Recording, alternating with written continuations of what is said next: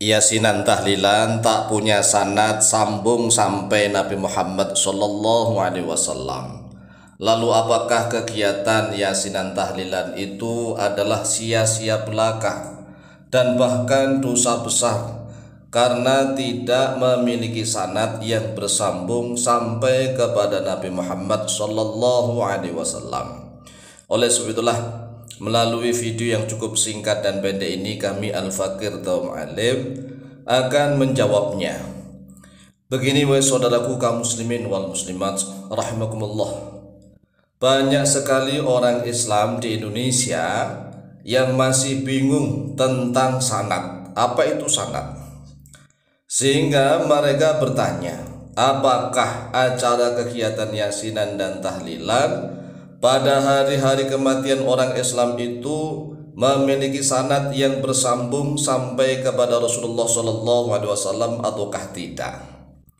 Nah, langsung saja kami jawab. Bacaan yasinan dan tahlilan itu sebagian besarnya memiliki sanad bersambung sampai kepada Rasulullah SAW. Jadi bacaan yasin itu diajarkan oleh Rasulullah. Itu adalah firman Allah yang diterima oleh Rasulullah SAW melalui malaikat Jibril. Jadi ingat bahwa Yasin satu surat Yasin itu diajarkan oleh Rasulullah SAW. Karena Yasin adalah Al-Quranul Karim, kalamullah, firman Allah yang disampaikan oleh Allah kepada Rasulullah melalui malaikat Jibril. Sedangkan tahlil ini kebanyakan zikir-zikirnya adalah diajarkan oleh Rasulullah SAW. Kemudian diajarkan pada para sahabat. Nah, zikir-zikir yang diajarkan oleh Rasulullah kepada para sahabat diajarkan lagi kepada para tabi'in dan tabi'ut tabi'in sampai kepada guru-guru kita. Itulah namanya sanad. Jadi sanad itu adalah sambungan mata rantai ilmu. Sambungan mata rantai ilmu kita mendapatkan ilmu itu dari guru kita. Guru kita mendapatkan ilmu dari gurunya, gurunya dari gurunya, gurunya dari gurunya, sambung sampai kepada para tabi'in. Kemudian para tabi'in sambung sampai kepada para sahabat, dan sahabat diajari langsung oleh Rasulullah SAW. Itu namanya sanad. Bacaan yasin dan tahlil sebagian besarnya ini, tahlil yang sebagian besarnya memiliki sanad bersambung sampai kepada Rasulullah SAW. Dan sebagian kecilnya ada yang susunan dari para ulama. Jadi ada yang susunan dari para ulama, ya. Seperti gini, la ilaha illallah hayyum maujud. Bacaan hayyum maujud ini susunan ulama.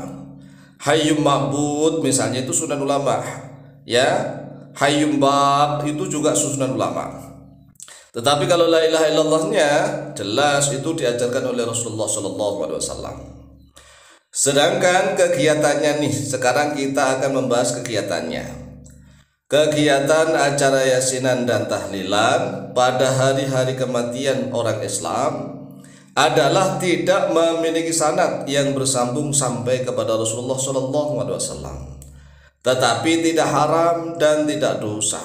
Mengapa? Karena tidak bertentangan dengan syariat Islam.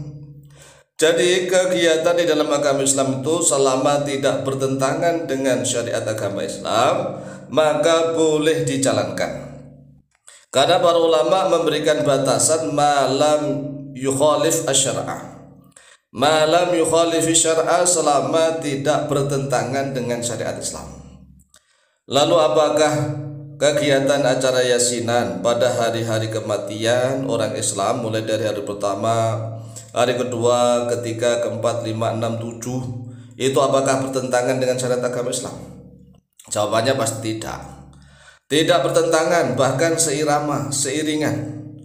Tetapi ingat bahwa acara kegiatan acara yasin dan tahlilan pada hari-hari kematian itu memang tidak memiliki sanad yang bersambung sampai kepada Rasulullah SAW. Lalu mengapa seperti itu? Karena memang tidak ada kegiatan yasin dan tahlilan pada zaman Nabi Muhammad SAW. Nggak ada pada zaman Nabi itu kegiatan yasin dan tahlilan. Setiap ada orang kematian hari pertama, kedua, ketiga dan seterusnya, mereka sibuk untuk mempertahankan agama Islam. Mereka setiap saat bersiap-siap untuk berperang. Namanya perang itu menyiapkan dana. Dananya harus cari sendiri-sendiri. Ya, kemudian setelah itu mereka harus latihan tempur nggak ada yang bayar. Makanya Islam zaman dulu itu jaya-jaya. Islam pada zaman sahabat itu jaya, walaupun jumlahnya tidak banyak, tetapi mampu menundukkan dua negara adikuasa saat itu. Dua negara adikuasa yang selama beratus-ratus tahun tidak ada yang bisa menundukkan. Tetapi setelah Nabi Muhammad dan para sahabat mulai tampil di muka bumi ini, dua negara adikuasa yaitu Romawi dan Persia menjadi tunduk dan takluk. Mengapa? Karena hebatnya para sahabat senantiasa belajar ilmu kepada Rasulullah SAW. Mereka rajin-rajin dan semangat-semangat, giat-giat sungguh luar biasa.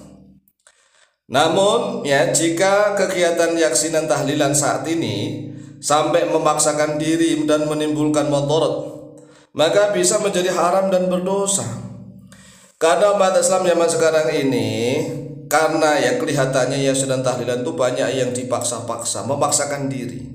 Padahal keluarga yang wafat tadi itu sebelumnya sakitnya agak lama. Sakit agak lama, dirawat di rumah sakit, sudah menghabiskan biaya. Pulang-pulang wafat, kemudian pihak yang kena musibah harus mengeluarkan uang ini tuh, dan harus dipaksa-paksa. Faktornya bukan karena Allah, bukan nilai ta'ala, tetapi faktornya karena adat istiadat budaya, sehingga merasa nggak enak dengan tetangga, merasa nggak enak dengan saudara seterusnya. Ini bisa menjadi haram dan dosa. Ya, kita harus ingat bahwa kewajiban yang ngaji, orang yang ngaji itu kewajibannya orang yang hidup. Jadi yang wajib ngaji itu orang hidup. Lalu mengapa umat Islam di Indonesia saat ini itu kalau yang masih hidup diajak ngaji sulit? Sehingga walaupun jumlah umat Islam saat ini itu banyak di mana-mana, tetapi kualitasnya rendah. Sehingga dengan satu orang Cina saja banyak sekali umat Islam yang sudah kalah kabut. Karena kualitasnya yang rendah. Oleh sebab itulah kalau kita ingin bangkit, ya kita boleh yasin dan tahlilan, tetapi harus berdasarkan ilmu yang benar. Kita harus mendahulukan thalabul ilmi, mencari ilmu setiap hari. Nah, setelah kita wafat ada yang mengirimi hadiah pahala bacaan kepada kita, alhamdulillah. Nah, kalau kita selama hidupnya sudah jarang ngaji, tiba-tiba mati harus minta dikirimi hadiah pahala, ya tatkala itu doang ada kiriman pahala. Tetapi setelah itu, Masya Allah sangat menakutkan. Oleh sebab itulah, mari kita semangat ngaji mumpung kita masih hidup. Demikianlah jawaban kami, semoga manfaat, lebih dan kurangnya mohon maaf. Wallahu ta'ala a'lamu bishawab.